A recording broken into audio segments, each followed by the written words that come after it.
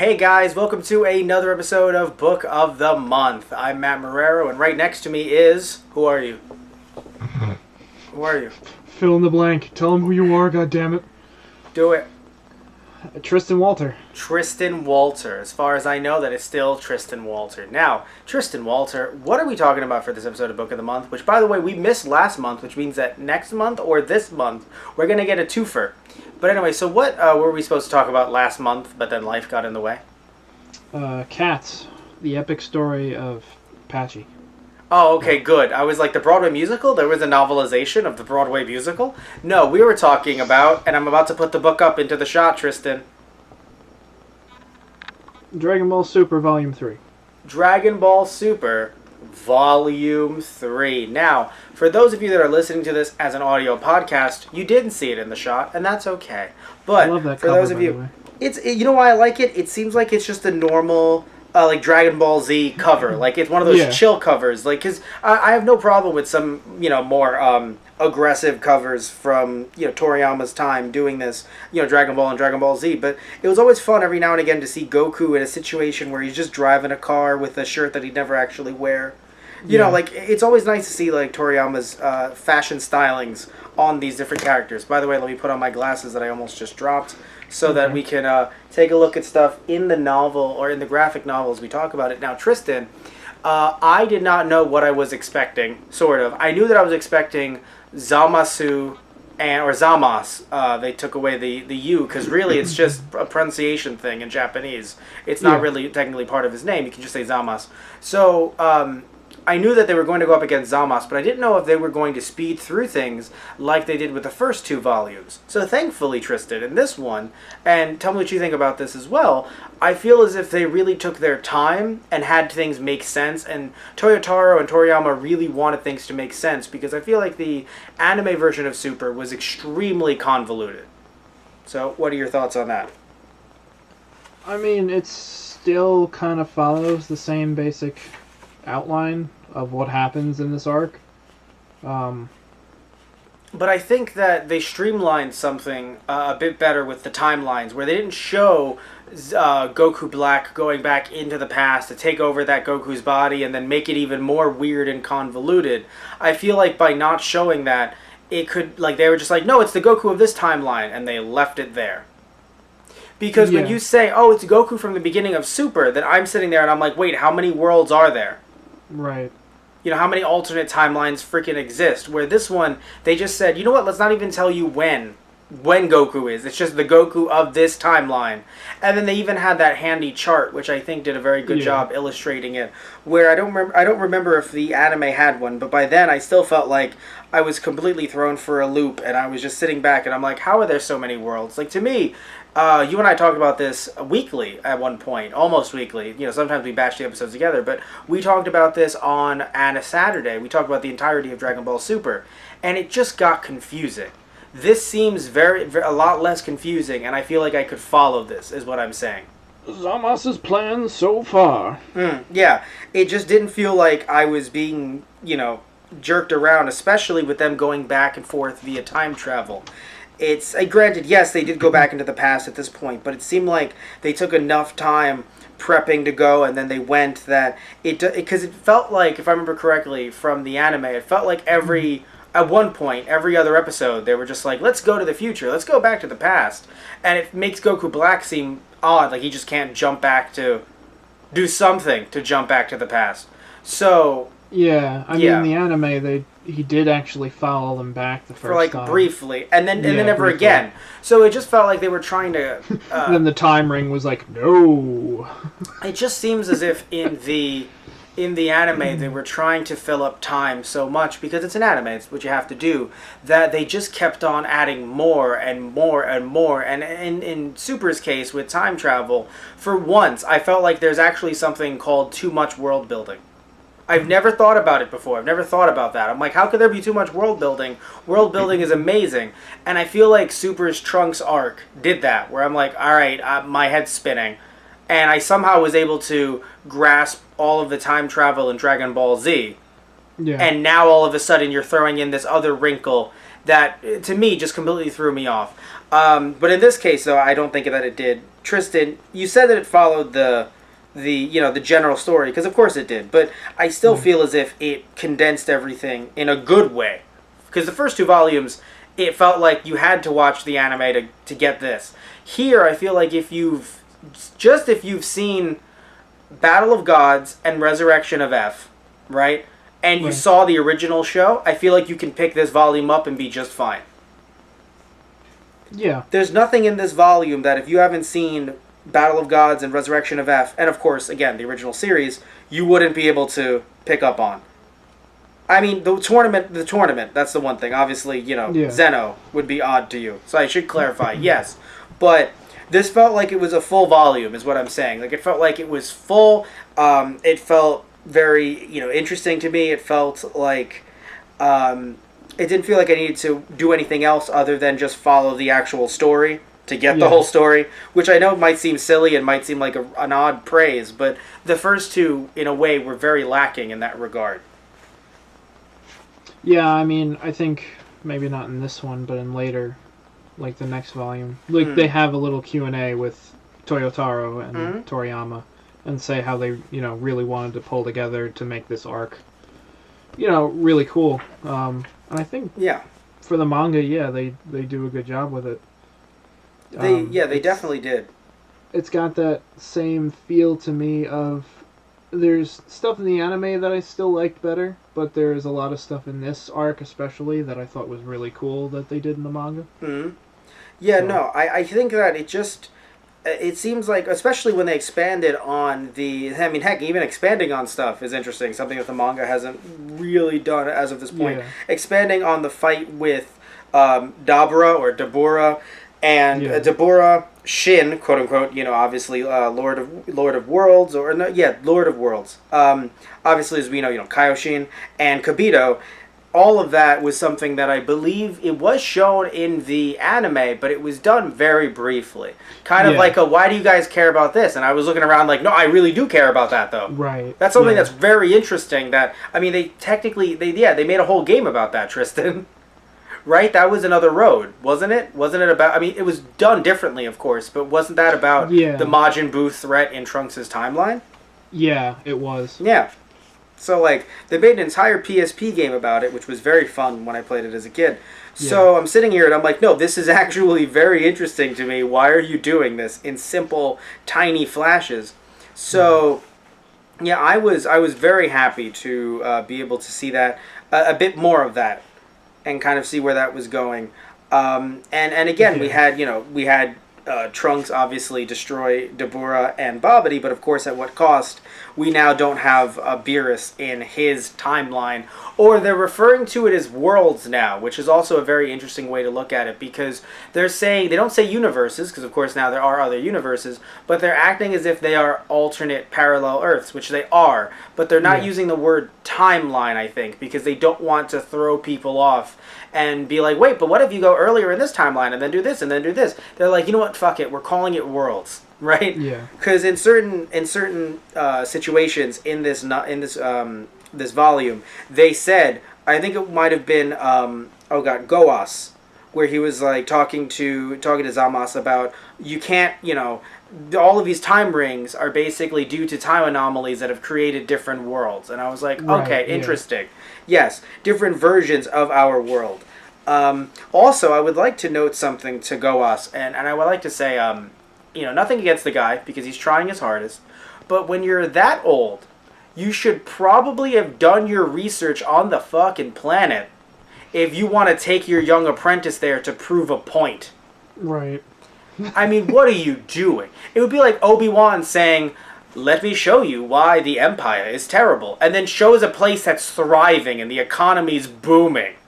And he's like, listen, Luke, I might have done something. Luke's like, wow, this all looks great. Not like my place back home. Man, and the Empire really has a big stronghold here. Now, Luke, let me explain. Like, no, it's like you have to take him to, like, the Death Star. It's called the fucking Death Star for a reason.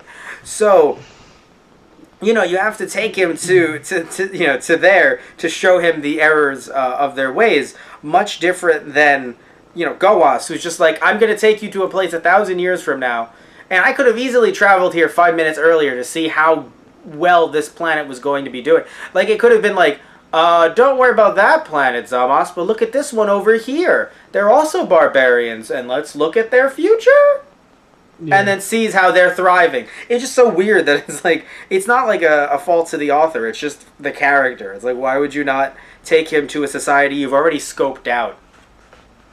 You have the ability to scope them out. You can go with that as long as you don't touch anything. Don't step on a butterfly. He could have went 1,000 years into any planet's future and been like, that's a good one to quell his heart. Instead, he went to the one where they ended up being quote unquote savages anyway. Yeah. Yeah, it was just funny to me.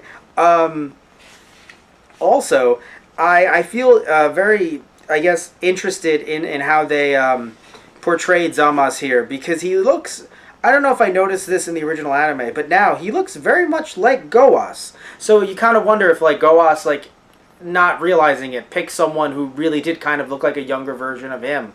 Granted, Kais usually have a similar hairstyle like that, but Kibito's is different if I remember correctly. Looking at Kibito's versus like any other Kai really is very different. But looking at Kaioshin's versus Zamos versus Goas, they have a very similar hairstyle. Just pointing that out.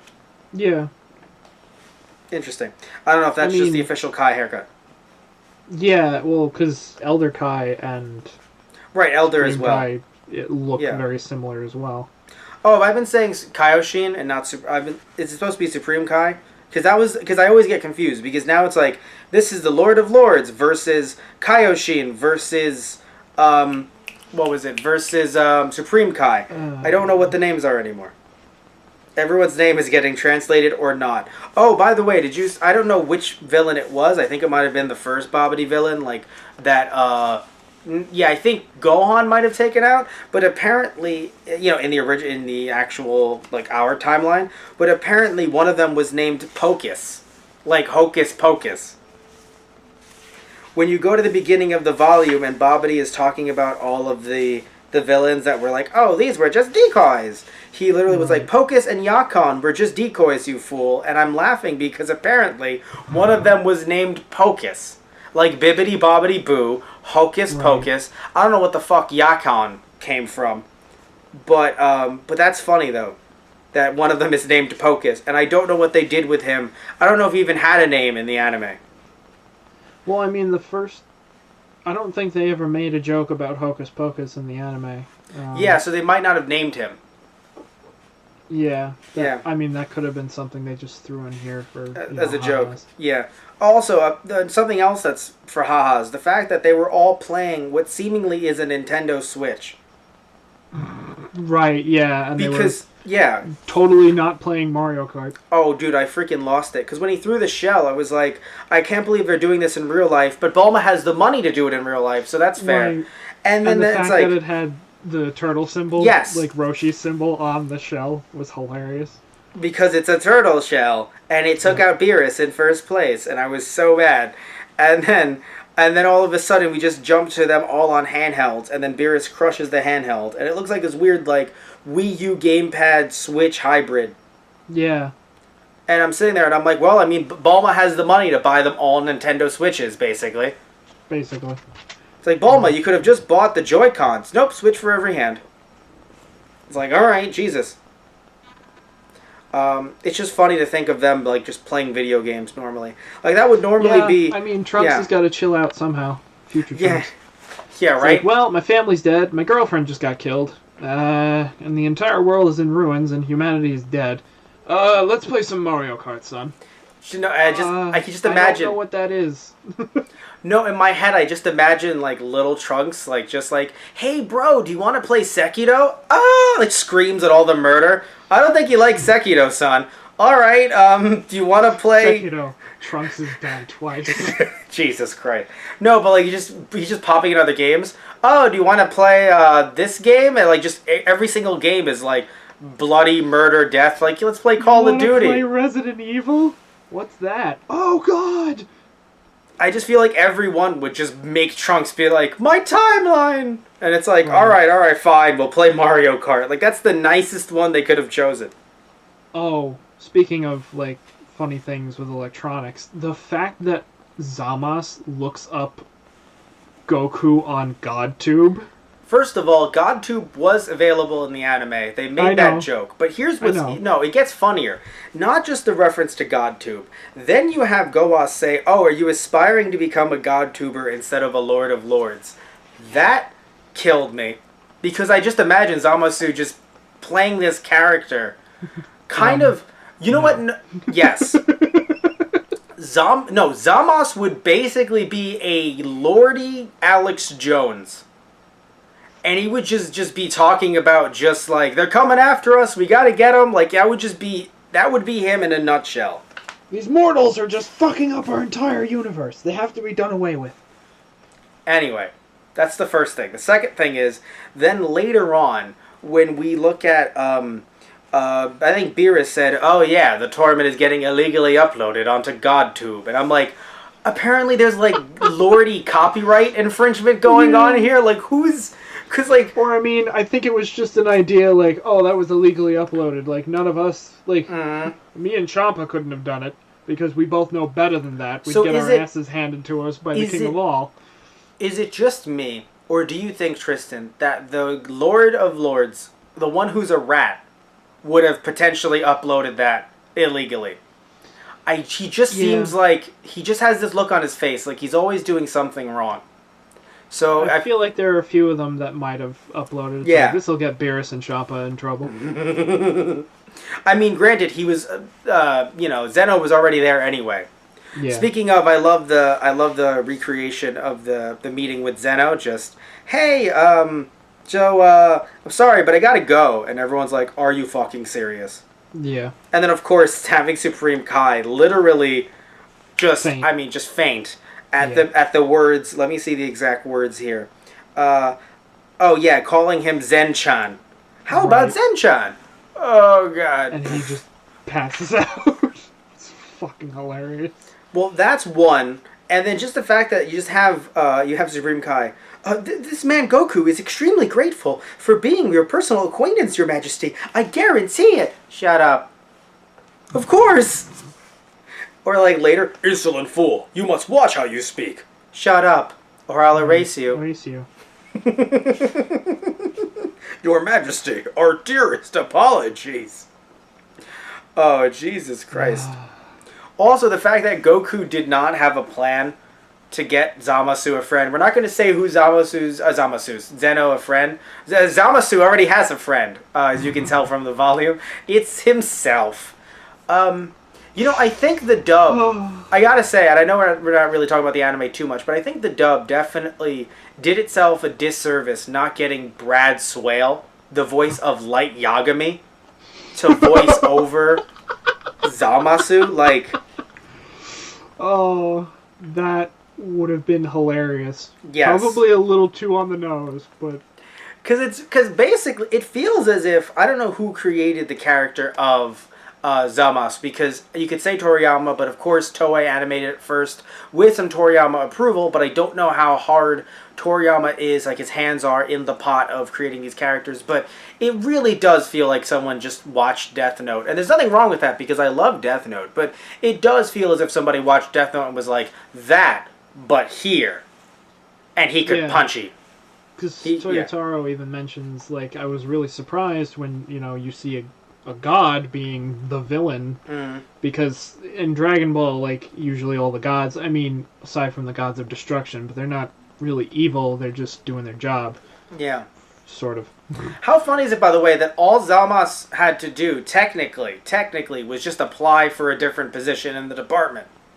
That's all he kind of had to do. Granted, he probably would have done too much, and then someone would have had to rein him in, like Lord of All. But, all he had to do was be like, I would like to tend to my resignation, and I would like to potentially get a seat in the God of Destruction department?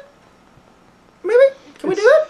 I guess, yeah. I don't know if, I don't really know. It's never really been explained what's the criteria for being...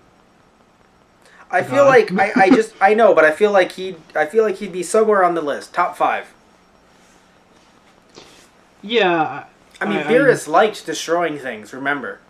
Right. Yeah. So, like, I'm just wondering. I don't know if there's like he wouldn't have. I don't know. Or the fact that he was like always in training to be in that position at some point. I don't know. That's what it kind of felt like to me. Okay, because remember, well, actually no, we're not going to spoil it. We can't talk about the future stuff from the anime. But still, like there is talk that it can happen. Yeah. Like you're not born a god of destruction. You're not an adorable baby of destruction. Beerus, the kitten of destruction. Yeah, that sounds about right. Ain't that right, Patchy? Patchy is Tristan's cat. So it was Zalmas definitely obviously still has his hatred of mortals, and it's also interesting because I think at one point they used the word human and I was like, what? Because there's definitely this idea that it's not just about humanity, it's about mortals overall, i.e. you are not a god. Right. So if you are not a god and you are, or a lord of lord, whatever you want to refer to it as, you don't have deity status. If you exist, to him you are a barbarian. Therefore, we can't even let you make your mistakes. We should just cleanse you from existence. It is odd, however, because it is interesting how Zalmas is like, I would like to have a kingdom to rule, i.e. I will destroy everything. It's like, then you're not ruling over anything. I'm surprised no one has even made that point yet. Well, no, I mean, there'd still be other life forms, and he still finds, in a way, like the worlds themselves, he still finds those beautiful. Right, so then he's only against mortals, not like frogs. Yeah. So Captain Ginyu would be like, Ginyu change? And he'd just be like, I'm a frog, I'm good. Captain Ginyu saves the universe. He swaps bodies with Zalmas. My God. He saves it by ruling over it. Wait a minute. Also, can we note that I think this is the first ever... the first ever canon use of immortality. Can we just give him a round of applause? Give both of him a round of applause. No, this is the first ever use of immortality in canon that worked out. What I mean by worked out is have, because think about it, every time someone wanted immortality, it's like, oh, well, there's Garlic Jr., but that's not canon. Right, yeah. No, I was thinking of King Piccolo, but that was Eternal Youth. Yeah, that's the difference. That's why he fucked up on the wording there. You gotta read the fine print. And it's funny, we actually got, an image of what immortality in Dragon Ball is. It's instant regeneration, basically. Even more than, Majin Buu. Yes. Because it's interesting. He's still stalled for a second from the initial impact. He gets stabbed in one panel by debris, and he's like, "Oh!" And then he's like, that's fine." Well, no, the Kais. The Kais have general regeneration. That was talked about by Supreme Kai. It's mixing his regenerative powers along, not crazy. They're not 100%. You can still get exploded to death. You can still get disintegrated because you saw Kibito and you saw Supreme Kai. But Supreme Kai was talking about it with Beerus and with Whis, and I could swear he was mentioning not the Saiyan regenerative ability, but he was referring to Kai's regenerative ability. Am I wrong there or no? I don't know about that. I know he taught... Well... Let me see here. Also, how did you feel, as I'm looking this up, how did you feel about the fight between Vegeta and pre-Rose? Oh, that was beautiful. When they first land and go looking for Black.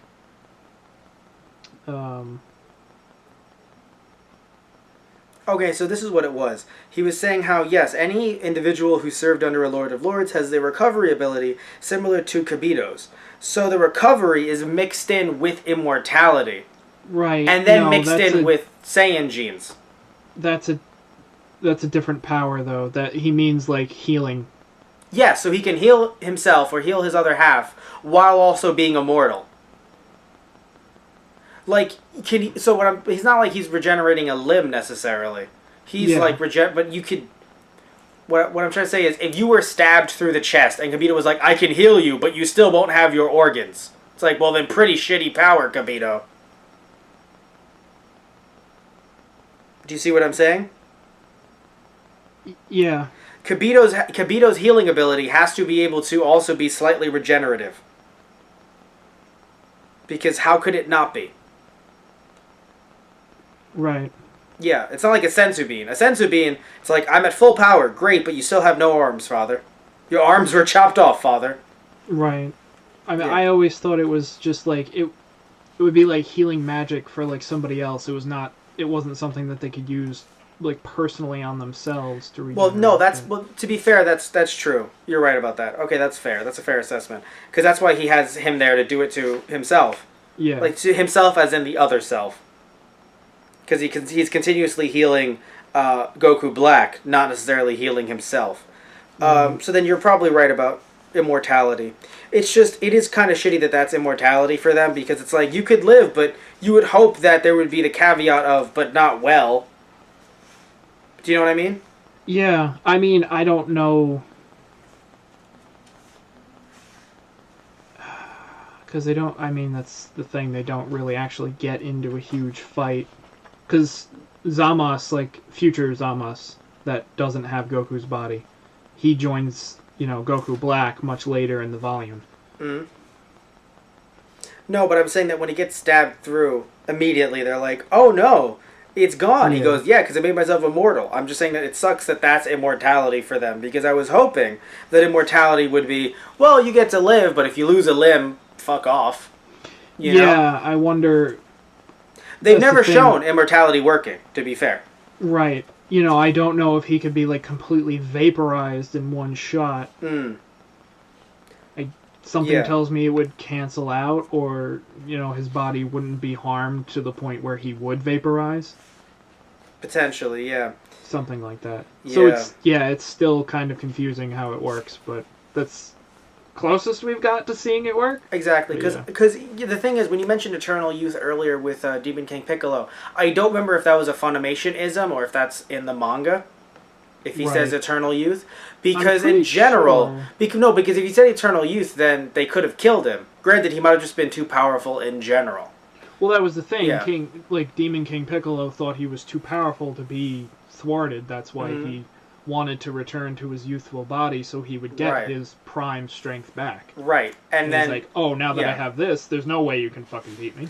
And technically Goku was like, what about a fist through the stomach? What if I blow a hole through you? Excuse me? I mean, we'll just see what happens.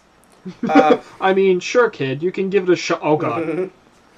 Right. And it's also interesting how, again, similar to the anime, Goku says, hey, remember the Mafuba? And everyone's like, literally everyone there has never seen the Mafuba. No, literally, even if Vegeta was conscious, he'd be like, the what?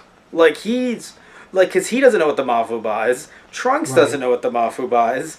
Mai is like, look, I'm just happy to be alive right now. Yeah. And something that I found interesting, like, with Vegeta fighting Goku Black, they both just power up to Super Saiyan first. Which, if I remember correctly, was not in the anime. So as they fight, it's hilarious because Vegeta looks at him, he's like, alright, not bad. You're still not a warrior, but not bad. Yes. Because he's starting to wear him down. He's like, alright, let's settle this, if you have Kakarot's body, then you obviously must be able to go blue, right? So he transforms. Go ahead, go blue. Let's fight this out. And he's like, Goku Black's just like, I can't do that yet. You can't. Well, I thought you'd say that. Immediately gut punches him and proceeds to beat the ever-living shit out of him. Oh, God, I laughed so hard. Yeah. Because I'm like, well, that was just beautiful. That was great. Yep. I was just... Because I didn't know if they were going to speed it up and be like, no, I do have that power or something. But he's just like... No, I'm trying to get that through fighting you and through getting my ass kicked. And Vegeta's like, don't mind if I do. Yeah, I mean, they only realized too late that it's like, he powers up a lot faster than you guys from getting the crap kicked out of him. And also Trunks surmised that because they've gotten to this point, the whole power-up thing might not actually work. So, right, for Goku and Vegeta, like near-death experiences. It's like, you've you've been through so many that your body's kind of tapped out on getting better from nearly being killed. I mean, probably more of a detriment at this point. And it makes sense only because, yes, eventually, especially now that they're gods, it's like, yes, that is a different plane of energy, if you will. Right. So it's not tapping from the same human or mortal resources. So, like, they are mortals, they are Saiyans. Why would their near-death Saiyan experiences make them go, like, Super Saiyan Blues 2 or something, you know? Yeah. So, in a way, that makes sense. Even though Trunks is just surmising, he doesn't know, it does make sense. Also, I love how Beerus is just like, man, I could murder the hell out of you. But, because they're coming back, it's going to be a little bit odd if Beerus doesn't go with them. And he's not. But it's going to be weird, because if Beerus is there to prevent Zamos in this situation, is he just going to wipe his hands like, that's not my future? Sorry. I mean, kind of. Alright, yeah, because, I mean, time travel, he's not a big fan. We didn't see it in this volume, but in the last two, he's not a fan of time travel.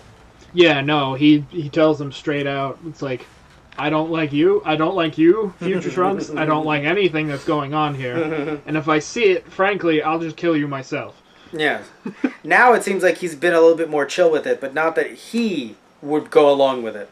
Yeah, like... But when he finds, Zamos in their timeline, he's just like, oh, I'm obliterate the fuck out of you. Mm-hmm. Especially because I've had it up to here with you.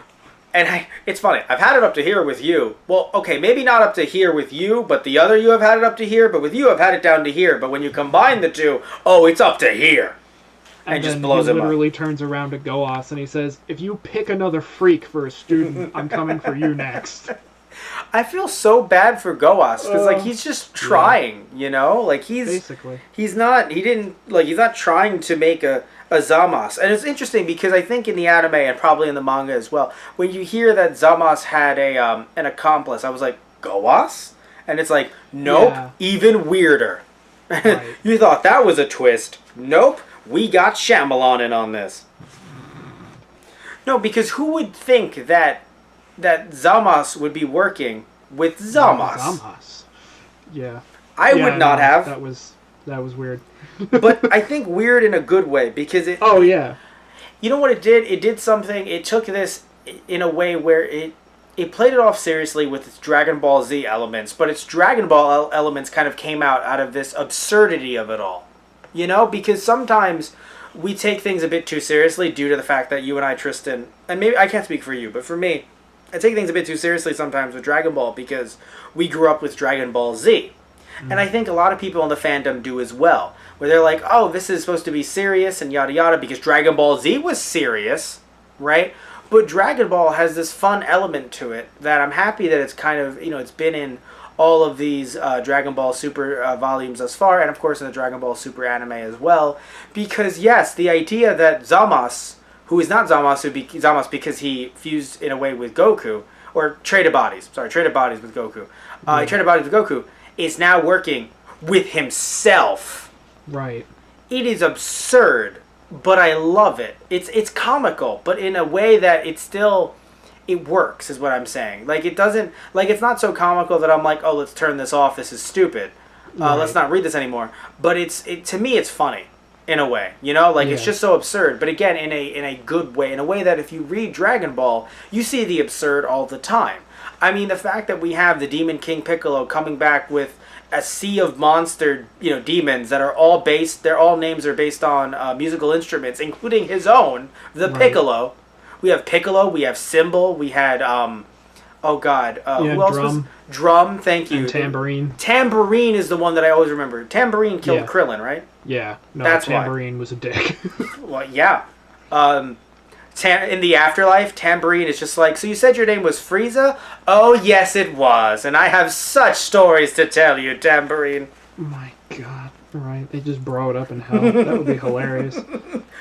Speaking of hilarious, though, the splash just before chapter 19. Yes. So he goes to the I forget, like the Super Dragon Balls, or yeah, to try to turn into Monaka.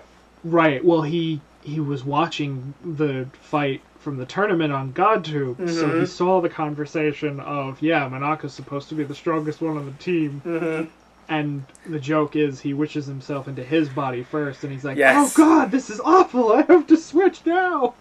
I have to make the other wish to switch back. My god.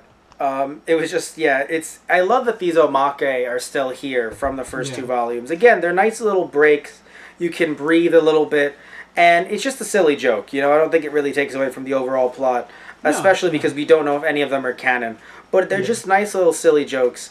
God, it just gets me every time that Zamas, I know he's like so arrogant, but Zamas thought I could take down either Beerus or I could kill Supreme Kai to then take down Beerus. And Beerus is you think I can't do this? I do this in my sleep. And then kills him. That's what Goku even said. He's like, you're not powerful enough to take on the gods of destruction. It's like, you went around and killed all the Kais because they're not technically warriors, really. Yeah. You killed the Kais first to get rid of the other gods of destruction. He's like, whatever, I did what I had to. But I gotta say, you're a dick. Yeah, well, you're gonna be dead in 5 minutes, so it's not gonna matter.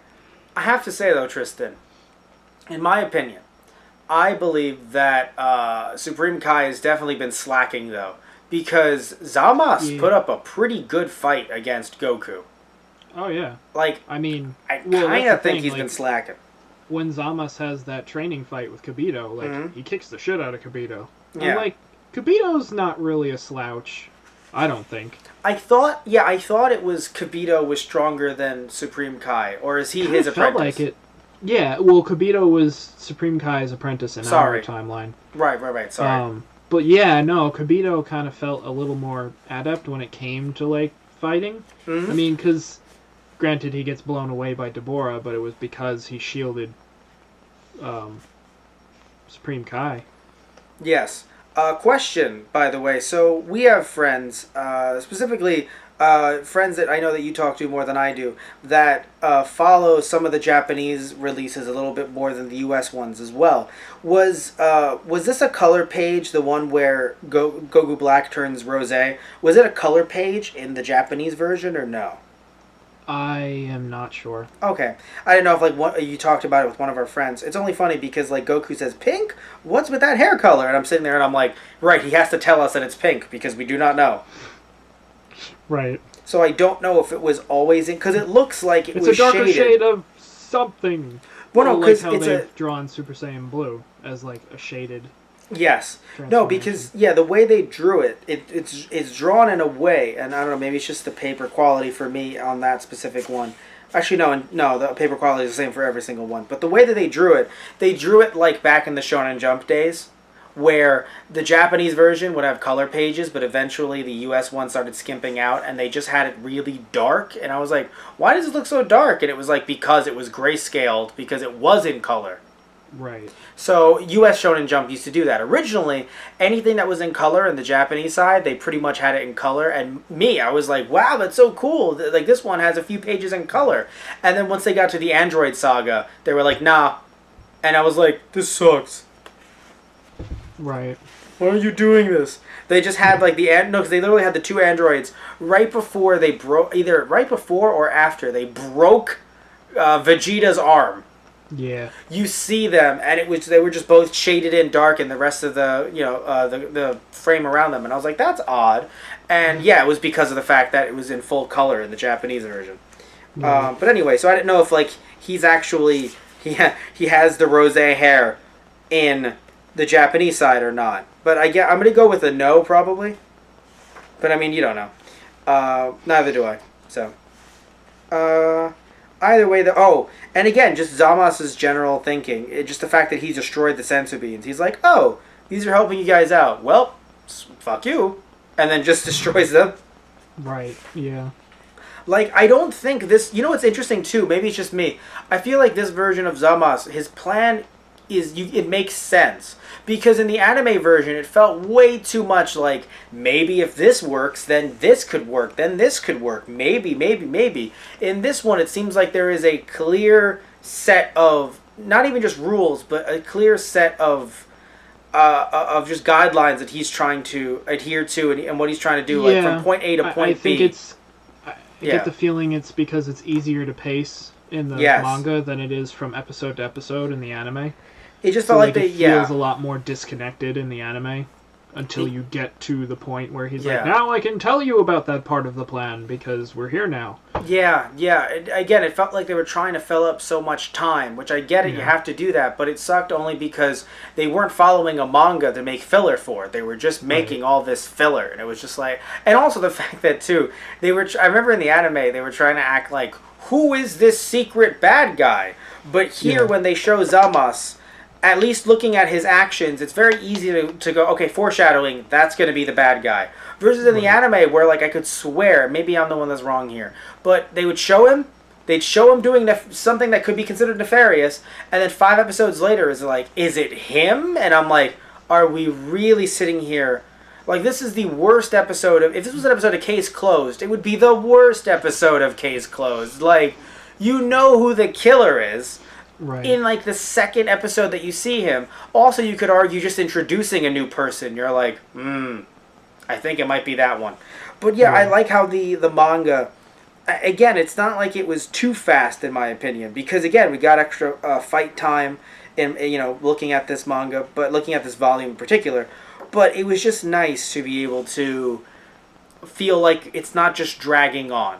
Right? Yeah. Because the first 2 volumes, it wasn't about dragging on. It was just like, wow, why the hell is all this going by so quickly? Like, you just snap your fingers and it's like, oh no, the fight's already done. And I'm like, that person, why did that fight already finish? Or, hey, we're not even going to cover Revival of F. And it's like, I get it, there's another graphic novel out in Japan for it, but it never came out here. So why can't I feel like, because basically, I think I've told you the story, Tristan, and I think I've talked to people about this on the podcast, unsure. But in the past, I've lent out volumes to either friends or to girlfriends at the time, people who were interested in stuff like this, but never really had a way to kind of like get these volumes. So one girlfriend, I lent her the entirety of Dragon Ball Z, and of course there was no Super at the time. So at the time, she was like reading them at work. She was really getting interested in the entirety of the series. And then just to have a hold on the dub actors, she and I would watch, because I obviously saw the dub as a kid. She never did because she never really read it or got into it. So I would show her the movies. And this is just all leading up to the fact that it would be terrible if I had to tell her, all right, sweetie, we have to go watch that movie just to be able to get what's going on in this manga. You know? Like, you want to be able to read the manga and have the full story. Right. And I'm happy that it feels that way with this volume, as I said earlier in the episode as well. But it really does make me so happy. I'll mention it again and again and yet again. Also, how did you feel about a god being tricked by mortals' plans with the fact that the rest of them were dummies? I know that Saiyans can hide their energy basically down to 0, but like, oh right, man, that was a quickie. That was a very like quick plan that just came up out of nowhere. That was just like, hey, we got him, and I was like, I guess Zamasu isn't that smart. Yeah, I think because since Zamasu is inhabiting Goku's body and trying to sense, chi, which is, they actually refer to it as she in this novel too, and they did that back in Z in the manga, which I thought was nice. Yeah, because they call it chi instead of ki. Yeah. Really same thing. It's interesting. It's interchangeable, but what's interesting is that when I see ki sometimes, I see it with a Q, not with a K. Really? Yes. I've never actually seen that. Yeah, I think that's the Chinese like spelling of it, perhaps. Anyway. But yeah, I think it's because like when Vegeta was first learning how to do it back in like the beginning of the Namek saga, it's like, I'm pretty sure they're over there, and I could have sworn I sent something over there, but I'm not entirely sure because he hasn't mastered the power yet. So I feel like Goku Black probably didn't have full handle of the power, and he's just like, no, I'm a god, I can get this, it's fine. They're definitely over there. That's fair, Tristan. Of course, we have to remember that this version of Goku Black, well, we don't know what Goku he's inhabiting in this adaptation. We do know that he is like Ginyu when Ginyu inhabits a body. The body might be strong, but you don't know how to use it. Right. So, yeah. So, and by the way, I'm an idiot. When I think of... I was thinking of a Q, but the Q is still Chi. So the QI is still is a different spelling, not of KI, Ki, but of Chi, CHI. That was me being an idiot. Anyway, so something that I found interesting too, instead of having an interview segment with Toriyama and Toyotaro, they showed the corrections. Where it's like, I sent this to Toriyama. Toriyama sent this back to me. It was different, and it was better, because he is Toriyama. I found that funny. It was just very interesting to see like the differences in their styles and how and what Toriyama kind of does to kind of work on the graphic novel, because we all know that at this point it's not Toriyama doing every single line, but it is still Toriyama having some type of input in how to not only craft the story but even how to craft the art as well. Very interesting. Right. Very interesting. Oh, speaking of something that's interesting, the fact that Elder Kai is in Trunks' timeline is dead. Right, because Deborah spit on the Z-Sword, and they never broke the Z-Sword, because they even made a joke out of it, like the Supreme Kai was about to throw the metal that can't be broken, but then they're like, oh, Boo has been revived, or like Boo's about to be revived, or Bobity's on the move, and he drops it, and they leave. And it's funny because like Trunks is a better sword fighter than Gohan would have ever been in our timeline. Yeah. So he's actually using the Z-Sword to fight Deborah, and they're actually having a sword fight at the beginning. Like that chapter was so fun for me. Yes, and you thought that they were going to potentially maybe have it somehow cut through Deborah's sword and break or something, and it's like, nope, Deborah spits on it. It's like, oh no, and it turns to stone, and Elder has to toss it away. Right? No. Yeah, Elder Kai is like, well, fuck.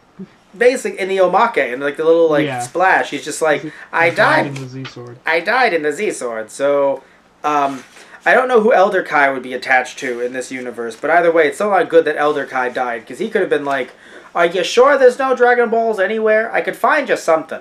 Like, I feel like he'd be like, there's a magical wishing well in the seventh quadrant. Like, he was always the one that was against using the Dragon Balls, too. He's like, I think it might have been just for the dub. I think it might have been, but they actually give him a line. Cosmic cheat codes. Cosmic cheat codes. Something like that was also available in the manga as well. It was similar. It wasn't the exact, I don't think they used the exact word cosmic cheat codes, but something similar was used in the English version of the Dragon Ball manga. Yeah. Because, it was funny when I read that. I was like, oh god, it's just like in the anime. Yeah. And I really loved, like, when you were talking about the dummies and how Goku and Vegeta escape back to the past to, for Goku to learn the Mafuba and stuff like that. Yeah. When Future Mai just comes out with a shotgun, not obviously going to do much to them, but then Trunks just comes in, like Mortal Kombat style, like finish your opponent brutality, and just stabs Zamasu. Granted, it's the immortal one, but it was enough to stun him to be like, oh, alright, there's a sword protruding through my chest.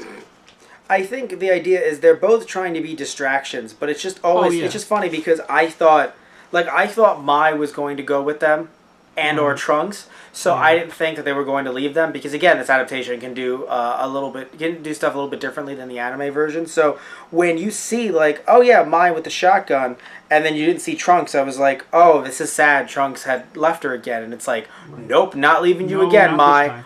Boom, stabs through the, like you said, Mortal Kombat style, and Zamasu is like this doesn't kill me, but it's still frustrating, Jesus. Right. It's that lovely reminder that Trunks is very much Vegeta's son. Well, and he will go for the killing blow when he needs to. Well, no, he would have cut off Zamasu's head. It's the idea that Trunks has learned how to survive for years. Right. I mean, this is a Trunks that is, we sometimes, not that we forget, but I think because of how strong he got and how he dispatched with both the androids and Cell with haste, it's like, no, he didn't have that power for years. He had to survive. Like, the androids would just go city to city going, let's destroy, destroy, destroy, and then every now and again Trunks would be like, you know what, let me challenge him. and then would get wrecked, and then have to find a way to get out of there before he died. Yeah. Like, that was Trunks' not daily life, but it happened a fair amount. I'll say that much. It didn't just happen. That's why I love when he fights Deborah. He's like, we've fought so hard for this peace in my, in my world, and I'm not going to let you take it away from me. Little did he know. Well. Yeah. Yeah. I mean, they stopped Deborah and Majin Buu, and I was really happy about that. Like, Trunks is damn competent. I mean, that's what happens when you don't have Vegeta being an asshole. I mean, that's kind of how the plot goes. When you don't have a Vegeta there, because Vegeta and Goku basically egged each other on, and their fight ended up giving Majin Buu the power it needed. Without Vegeta there, basically, Goku's like, I want to fight the strongest guy. Who's the strongest guy? Oh, Deborah? All right, Gohan, can I fight him? Gohan's like, yeah, sure. Right. And then, which is also hilarious, because they kind of do the same thing here with Goku Black. It's like, you should probably finish off Black now. Well, Vegeta... No, actually, what's different here is Vegeta's grown. He's like, of course I will. And he did. Or he tried to, before he realized, like, wait, who's this? Who took him out of the way?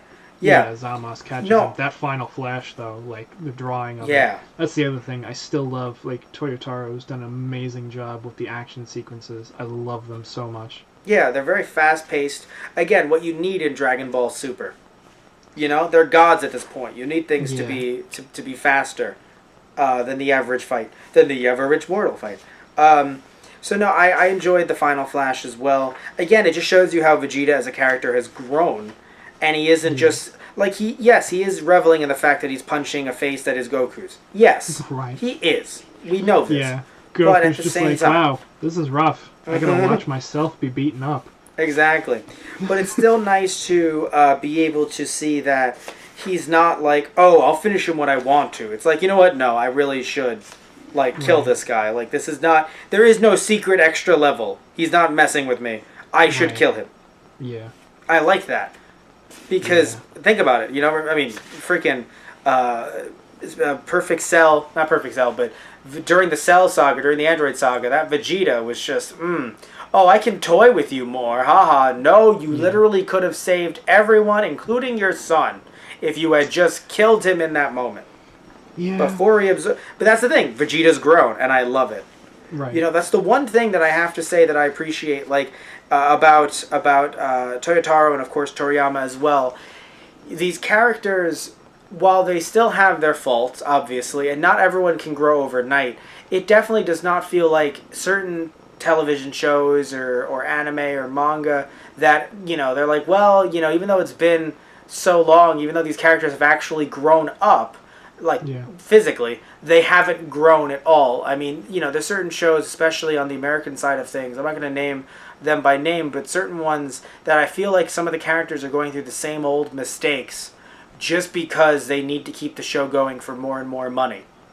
Yeah. And I get it. Like, they got to keep the show going for more and more money. Okay. But create new conflict, not just the same characters repeating the same mistakes that you're sitting there and you're like, didn't they just do this 3 years ago? Are we really doing this again? Yeah. Just to be able to create that drama and create that conflict? In this case, it's like, no. We have something absurd, sure, but it's different. It's new. Like, I gotta say, I would have expected, excuse me, I would have expected Vegeta to go back to his old ways, because again, that's just how TV shows are sometimes in the US. I would never have expected a second Zamasu. Whatever you want to say about it, it's creative. Yeah. No one would have seen it coming. But, anything else you want to say about this? Yeah, I mean, that the last page 205, and that to be continued, it literally felt like it was... I literally feel like you could put this page to roundabout and just have the to be continued arrow pop up as Goku Black's hand is over Trunks' face and says, "Don't get too cocky, Trunks. I'm still going to kill you." It's up to you now, Goku. Yeah. Father. I'll be the roundabout. Please don't kill Trunks. He's my favorite. Right? I will admit, looking at this version, because again, it is going to, we know that just from what we've read so far, it's going to differ from the anime. I'm curious if Trunks dies. You don't know. Yeah. I don't know. I mean, like I haven't. I know you don't. Okay, so then don't spoil it. But that's why I'm not saying anything. Yes, good. Good. Use a time ring, or maybe you just are caught up because they've released a bunch more volumes after this in the U.S. Yeah, I have the 4th volume. Yes. Well, because in the U.S. so far, we're not going to spoil anything. We're just pointing it out. They're on. I believe they're on 5, and 6 is coming out either in April. No, it's coming out in May, I believe. Right. I believe 6 is coming out in May. Because I own up to 5, because out of nowhere, just a side note as we're wrapping this up, Amazon, out of nowhere, I think it might have been a holiday thing perhaps, but they were like, hey, instead of paying 8, instead of paying 8, because normally it's 10, instead of paying 8, pay 5. And I was like, wait, I could just get 4 volumes in a row for $20? Right. Click, click, click, click, click. So I just got volumes like 2, 3, 4, and 5. Just snap of the fingers, boom. I got them out of nowhere. I was like, well, I guess I'm caught up on Super now. Right. Because again, they were just that cheap. So I'm pretty sure, yeah, I have 1 to 5, and 6 is coming out in May. And yeah, I can't wait to get caught up with this, because I really want to see, where this is headed. I know that there's some new stuff that's coming way into the future that we're definitely not going to get into next volume, but I can't wait because I assume, Tristan, you can at least tell me this. I think we can at least confirm this. Next volume will be done with the Trunks arc, right? Or no? No. Ooh. I'm interested. Close. Oh, it's close. Okay. I'm interested then. That's actually really cool. Okay, so I can't wait to see what new stuff is going to be included in the next volume. And anything you want to say before we officially wrap this baby up? Yeah, I mean, I was really happy with, how Toriyama and Toyotaro were. It felt like they were really invested in this arc. Mm-hmm. Yeah. Because, I mean, I guess it felt like the first real big. I mean, they had the Universe 6 and 7 tournament, which was fun. No, but Tristan, I agree with you 150%. Yeah, this is the first. Felt like the actual. Yeah. Like, this felt like the actual first big arc in Super, and I love the fact that they brought basically my favorite character back for it. Future Trunks has always been my favorite. Yeah, no, I mean, we've talked about this time and time again. Any new listeners, any new watchers maybe don't know this. Not only is this Tristan's favorite character, but I remember the first time I even saw like a sniff of this character in the U.S. because, of course, Tristan and I grew up on Dragon Ball Z in the U.S. We're from the U.S. We're still in the U.S. So that's how we got our daily dose of Dragon Ball. And I remember seeing the promos and some of that the music that was used and how Trunks was looked at as this mysterious figure and like the flashing promos with the do do do do do do do do, which I believe in the U.S. It was a Falconer composed theme that's called Trunks' theme, I believe, or something similar to that. So I remember these 30-second teasers as they were teasing New Dragon Ball Z because at the time I was vacationing with family in Florida, but that meant that I couldn't watch Dragon Ball Z, so I couldn't see the Garlic Jr. arc, which some people would say I was saved, but I couldn't see the Garlic Jr. arc. So it was kind of funny that I couldn't see that. I saw like little bits and pieces, but what I did see in that hotel room was that teaser, and I was like, what is this? This is nuts. So it was so crazy to be able to, because it was during summer vacation when they aired it, because I think they were just like, yeah, I think they took a little time off, then they dubbed the Garlic Jr. stuff for summer, and then they were working on dubbing the Trunks stuff for when everyone went back to school in the fall. Yeah, in the fall. I believe, anyway. Maybe I'm wrong there with my timeline, but with my personal timeline. But yeah, it was just so fun to be able to see that and to be able to have time travel, something that I enjoyed in Back to the Future as a kid. My dad showed me Back to the Future. It was always a theme that I found very interesting. The ability to not just change the past, but change the future. And to have that in Dragon Ball Z was always so interesting to me. And I think, Tristan, I don't know if you were into Back to the Future as a kid, but definitely like the idea of time travel, I'm sure also was very alluring to you as a child as well. Yeah, it was interesting to bring it into Z. And then seeing it back here, I think that this does the arc and also does the character more justice. I'm going to be a little controversial here. More justice than the anime did. I'm just going to keep it real. Yeah. Okay. I think this is better than what we saw in the anime up until this point. Of Trunks, I'm talking about. Of this arc. Yeah. Right. Because in the anime, I really enjoyed the Tournament of Power. I think it was, like you said, like it felt like this is the first true like big arc in the super volume, in the manga volumes. It felt like in the anime, no, there were bigger arcs. Battle of Gods, you might not want to count it. Resurrection of F, you might not want to count it. But I really did enjoy the the Tournament of Power, because it felt like there was some parts where I was like, all right, guys, let's speed it up a little bit, right? But I did feel like there were a bunch of characters who got the spotlight. We talked about this last book of the month. You and I, Tristan, we felt that way about Piccolo. Feeling like it's like, oh, he's doing pretty well against Frost, So it felt like the fights were pretty good there. But in this case, they sped up until they got to this, and I feel like they're pacing this very well, especially with the fact that this one is going to have another volume's worth of future Trunks, and we seemingly aren't going to finish it next volume. That's insanity, but in a good way. But in a very good way. This was basically the first part. I think it was this volume, probably the next volume, because the fight gets crazy. Yeah. In the next volume. So question, Tristan. What were you going to say? No, finish what you were going to say. Yeah, like this was the point where another friend of mine was reading the manga as I was watching the anime, and he was describing what was going on, and I was a bit ahead of him, and he started talking about the fight and showing me images, and I'm like, what? That's completely different. What are you talking about? Yes. He's like, what do you mean it's completely different? I'm like, that's completely different. I like how we're teasing this as well, in a way. So what I'm going to say is this. Before you say goodbye to everyone, tell them we love them, I want to ask Tristan, which volume do you think is the best out of these three so far? Because I'm going to go with this one. Yeah, I'd say this one too. All right, so maybe controversial opinion, I don't know. What I do want to know is, tell us what you think about this down below, guys. Have you read this volume yet? Hopefully you have if you're watching this review.